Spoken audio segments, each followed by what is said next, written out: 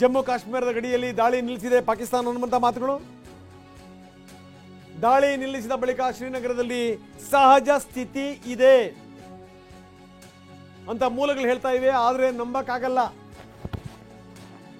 ಯಾವ ಸಂದರ್ಭದಲ್ಲಿ ಯಾವ ಸ್ಥಿತಿಗತಿಗಳು ಉದ್ಭವ ಆಗ್ಬಿಡ್ತಾವೋ ಹೇಳಕ್ಕಾಗಲ್ಲ.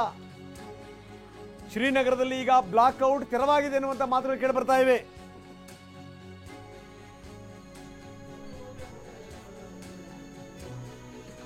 ಮತ್ತೆ ಸಹಜ ಸ್ಥಿತಿ ಶ್ರೀನಗರದಲ್ಲಿ.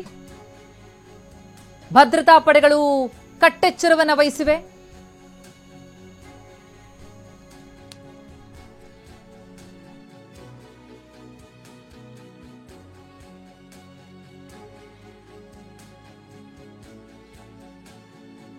ಜಮ್ಮು ಕಾಶ್ಮೀರದ ಗಡಿಯಲ್ಲಿ ಈಗ ಪಾಕಿಸ್ತಾನ ದಾಳಿ ನಿಲ್ಲಿಸಿದೆಯಂತೆ. ಯಾರು ಯಾರಿಗೆ ಬೇಡ್ಕೊಂಡ್ರೋ ಏನೋ, ಬಹುಶಃ ಪಾಕಿಸ್ತಾನದ ರಾಜಕಾರಣಿಗಳೇ ಬೇಡ್ಕೊಂಡಿರಬೇಕು, ದಯಮಾಡಿ ನಿಲ್ಲಿಸರಪ್ಪ ಅಂತ ಅವ್ರವ್ರ ಸೇನೆಗೆ, ಭಯೋತ್ಪಾದಕರಿಗೆ. ಯಾಕಂದ್ರೆ ಇಲ್ಲಿ ರಾಜಕಾರಣಿಗಳ ಮಾತನ್ನ ಸೇನೆಯವರು ಕೇಳಲ್ಲ, ಸೇನೆಯವ್ರ ಮಾತನ್ನ ಭಯೋತ್ಪಾದಕರು ಕೇಳಲ್ಲ, ಭಯೋತ್ಪಾದಕರು ಹೇಳಿದಂತ ಮಾತನ್ನ ಇವರಿಬ್ರು ಕೇಳಲ್ಲ. ಇದು ಒಂದು ದೇಶದ ದರಿದ್ರ ಸ್ಥಿತಿ, ದರ್ಬೇಸಿ ಮನಸ್ಥಿತಿ.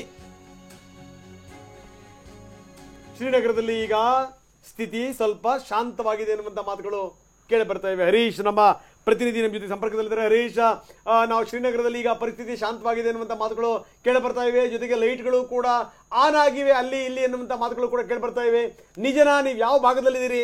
ಸ್ಥಿತಿಗತಿಗಳು ಏನು ಹೇಳ್ತಾ ಇದ್ದಾವೆ?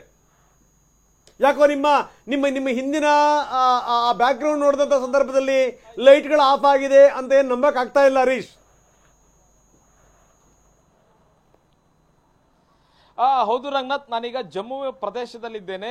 ಈಗ ಕೆಲವು 15-20 ನಿಮಿಷಗಳಿಂದ ಈಗ ಸೌಂಡ್ ಕಡಿಮೆ ಆಗಿರುವಂತಹದ್ದು, ಯಾವುದೇ ಶಬ್ದ ಕೇಳಿಸ್ತಾ ಇಲ್ಲ. ಅಂದ್ರೆ ಸ್ವಲ್ಪ ಶಾಂತವಾಗಿದೆ ಅನ್ನುವಂತಹದ್ದು. ಆದ್ರೆ ಇದನ್ನೇನು ನಂಬೋ ರೀತಿಯೇ ಇಲ್ಲ. ಯಾವ ಬೇಕಾದ್ರೂ ದಾಳಿ ಆಗ್ಬಹುದಂತ ಸ್ಥಿತಿ ಇಲ್ಲಿದೆ. ಇಲ್ಲಿನ ಜನರಿಗೆ ಹೇಳಿದ್ರು ಅದನ್ನ ಜನರು ಕೂಡ ನಂಬ್ತಾ ಇಲ್ಲ. ಈ ರೀತಿ ಇಲ್ಲಿ ಈ ಸಂದರ್ಭದಲ್ಲಿ ಮಾತಾಡ್ತಾ ಇರ್ತಕ್ಕಂಥ ಜನರು ಹೇಳ್ತಾರೆ ಇದನ್ನ ನಂಬಕ್ ಸಾಧ್ಯ ಇಲ್ಲ, ಮತ್ತೆ ದಾಳಿ ಮಾಡೇ ಮಾಡುತ್ತೆ, ಇದನ್ನ ಯಾವುದೇ ಕಾರಣಕ್ಕೂ ನಂಬೋ ಸ್ಥಿತಿ ಇಲ್ಲ ಅನ್ನುವಂತ ನಿಟ್ಟಿನಲ್ಲಿ ಹೇಳ್ತಾ ಇದ್ದಾರೆ. ಕಾಶ್ಮೀರದಲ್ಲೂ ಶ್ರೀನಗರದಲ್ಲೂ ಕೂಡ ದಾಳಿ ಆಗಿತ್ತು, ಡ್ರೋನ್ ಅಟ್ಯಾಕ್ ಆಗಿತ್ತು. ಈಗ ಅಲ್ಲಿ ಪರಿಸ್ಥಿತಿ ಶಾಂತ ಆಗಿದೆ ಅನ್ನುವಂಥದ್ದು ಹೇಳ್ತಾ ಇದ್ದಾರೆ.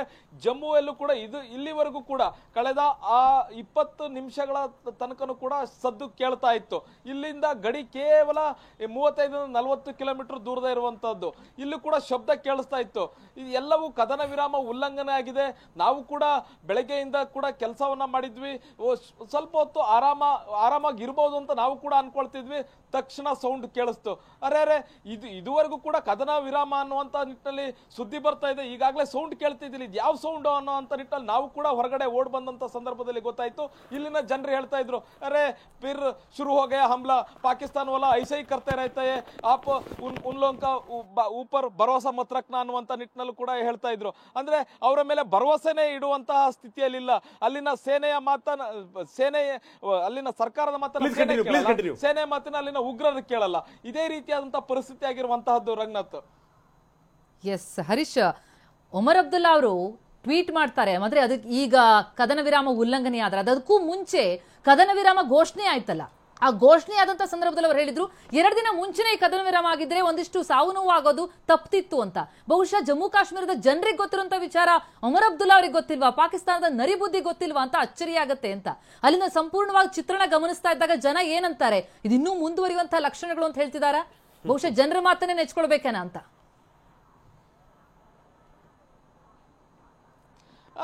ಹೌದು ಪ್ರತಿಮಾ, ಬಹುತೇಕ ಇಲ್ಲಿನ ಜನರು ಹೇಳ್ತಿರುವಂತಹದ್ದು ಪಾಕಿಸ್ತಾನಕ್ಕೆ ಈ ಬುದ್ಧಿ ಕಲಿಸ್ಲಿಕ್ಕೆ ಸರಿಯಾದಂತ ಒಂದು ಸಮಯ ಸಿಕ್ಕಿತ್ತು, ಅದನ್ನ ಕಲಿಸ್ಬೇಕಾಗಿತ್ತು. ಯಾಕಂದ್ರೆ ಇಲ್ಲಿನ ಜನರು ಬೇಸತ್ತೋಗಿದ್ದಾರೆ. ಪ್ರತಿನಿತ್ಯ ಗುಂಡಿನ ದಾಳಿಯನ್ನ ಕೇಳಿ ಕೇಳಿ ಕೇಳಿ ಕೇಳಿ ಬೇಸತ್ತೋಗಿದ್ದಾರೆ. ಹಾಗಾಗಿ ಅವರು ಹೇಳ್ತಾ ಇದ್ದಿದ್ದು ಈ ಒಂದು ಅವಕಾಶ ಸಿಕ್ಕಿತ್ತು, ಹೇಗಾದ್ರೂ ಮಾಡಿ ಪಾಕಿಸ್ತಾನವನ್ನು ಸಂಪೂರ್ಣವಾಗಿ ಮುಗಿಸ್ಬಿಡ್ಬೇಕಾಗಿತ್ತು ಅನ್ನುವಂತಹ ನಿಟ್ಟಿನಲ್ಲಿ ಅವರು ಮಾತಾಡ್ತಾ ಇದ್ರು. ಕದನ ವಿರಾಮ ಉಲ್ಲಂಘನೆ ಆಗಿದೆ ಅನ್ನುವಂತ ನಿಟ್ಟಿನಲ್ಲಿ 7 ಗಂಟೆಗೆ ಸುದ್ದಿ ಬಂತು.